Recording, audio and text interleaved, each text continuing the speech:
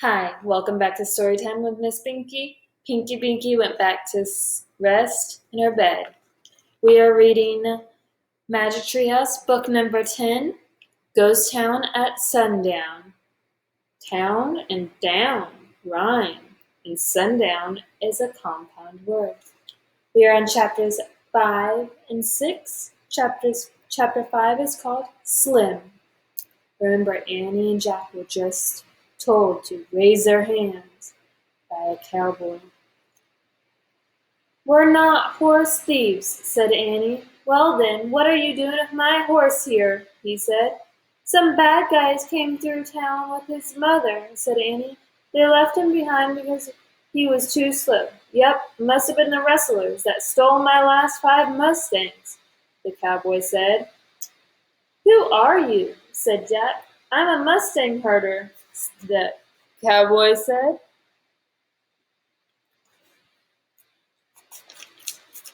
"They rode through town, then Sunset showed up all alone," said Annie.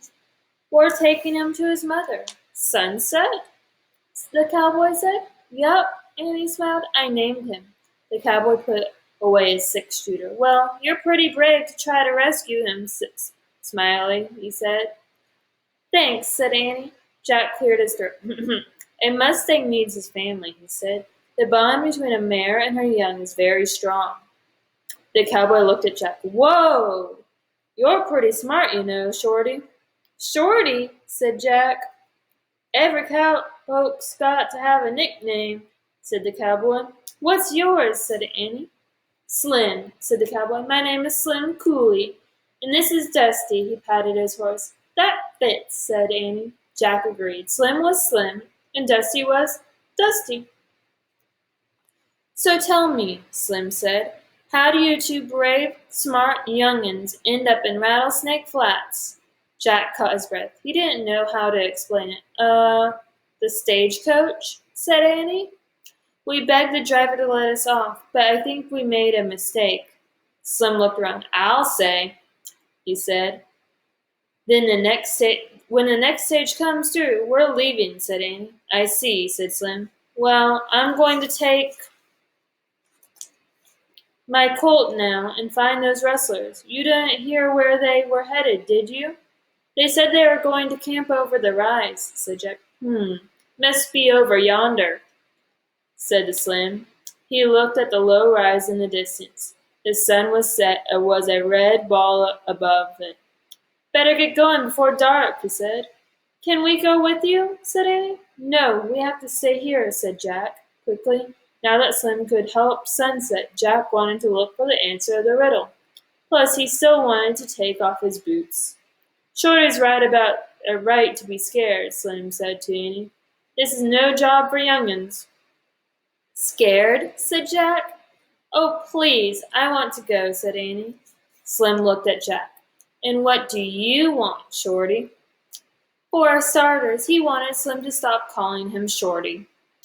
And he wanted Slim to think he was brave. "Sure, I want to go," said Jack. "What about your stagecoach?" asked Slim.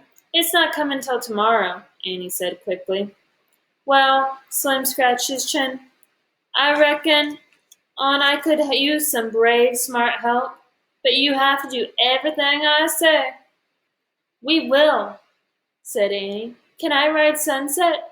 "I wouldn't say yes to many kids," smiling, "but you seem to have a knack for horses," said Slim.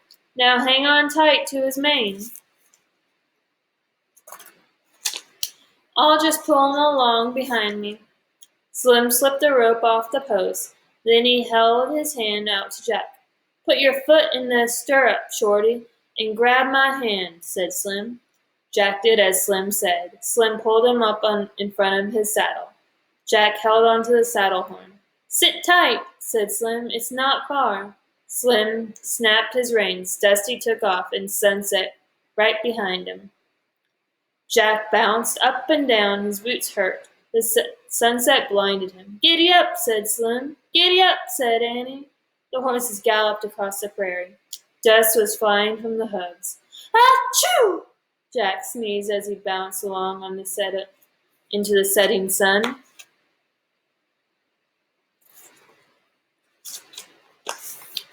Chapter 6. Split the wind. The sky was dark by the time they got to this rise. The wind was cool, almost cold. Whoa, said Slim. Dusty slowed to a halt. They're camped they're camped down there, Slim said in a low voice. In that patch of trees. Jack saw a campfire at the bottom of the slope. He saw the horses gathered in a dark clump.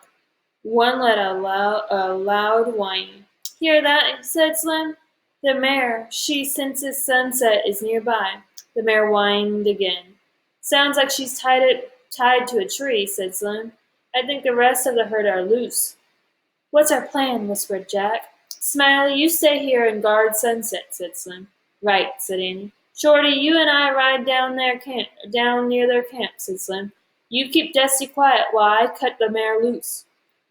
How do you keep a horse quiet? Wondered Jack. Once the mare's loose, she'll break for Sunset, said Slim. Then you and Sunset take off, Shorty. Got it, said Annie. Then we'll split the wind, said Slim. What's that mean? Jack wondered. Till we get to Blue Canyon, said Slim. Where is that? Wondered Jack. All set. Any questions? Asked Slim. Nope, said Annie cheerfully. Yep, about 1,000,000, thought Jack. Okay, partners, said Slim. See y'all soon. Smiley, come on. Shorty. Have fun, said Annie. Fun? Thought Jack. Is she nuts? Our lives are at stake. Slim slapped the reins. Dusty started down the rise. Their way was lit by a nearly full moon and 1,000,000 stars. Maybe now I can ask Slim some questions, thought Jack. But then voices came out from the wrestlers' camp. They were mean voices, followed by a mean laughter. A chill went down through Jack. Dusty halted. This is far enough, whispered Slim. He slipped off Dusty. Keep him here, Slim whispered to Jack, and keep him quiet. Wait, whispered Jack. He needed more information, but Slim was gone. Jack gripped the reins and held his breath. He hoped Dusty wouldn't do anything. For a moment Dusty was still, but then he snorted and began walking. Oh no, thought Jack. He tried to think of the rules on how to treat a horse. He remembered a soft hand, a firm voice. He patted Dusty softly. Whoa, he said firmly to his surprise. Dusty froze and was quiet. Jack remembered another rule. Sunny attitude. He patted Dusty again. Don't worry, he whispered. Everything's going to be fine. Just then a loud whine came from the herd of mustangs. They began moving up the moonlight slope. Hey, the horses, a rustler shouted. A gun went off. Jack ducked. Come on, Shorty, came Slim's voice. Jack looked up. Slim was riding the mare. Jack was shocked. He had thought that Slim was coming back to ride Dusty. Instead, Slim rode right past him. As he got close to Annie, she took off on Sunset. The mare galloped after Sunset, and the band of mustangs galloped after the mare. Bang! Bang!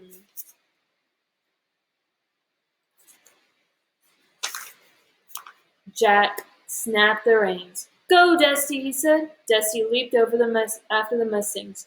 Jack nearly fell off. He clutched the reins in one hand and the saddle horn in the other. Bang! Bang! The wrestlers were on their horses now. They were getting closer. Hurry, Jack cried. Dusty cleared the rise in an awkward leap.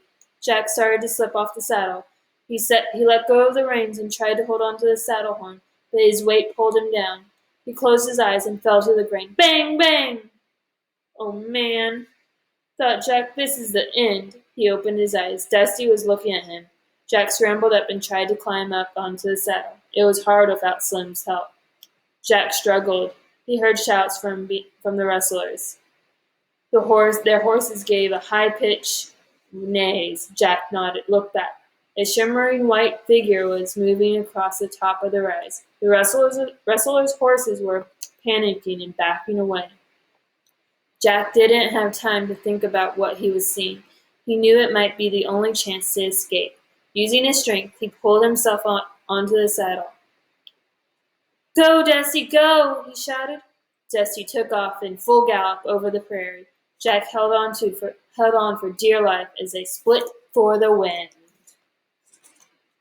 Next time we will read chapters 7 and 8. I wonder what Jack saw and what scared the rustler's horses. Maybe we'll find out in these next couple of chapters. Chapter 7 we will read next time is called Ghost Story. Have a great day. Bye.